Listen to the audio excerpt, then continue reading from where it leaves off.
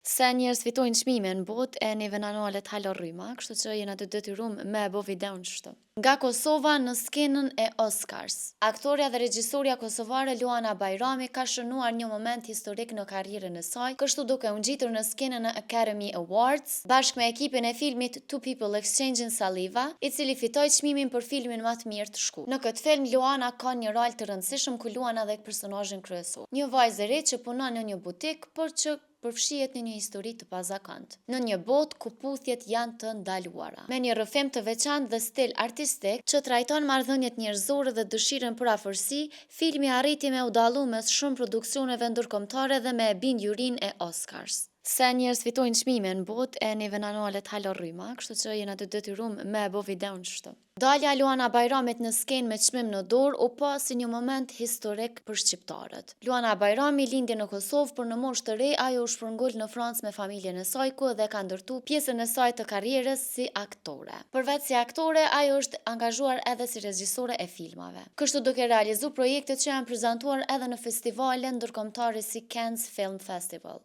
Suksesi i saj në Oscars konsiderohet si një moment historik dhe krenari për Kosovën, duke dëshmuar se talenti shqiptar po arrin gjithnjë e më shumë në skenat më të mëdha të kinemas botërore.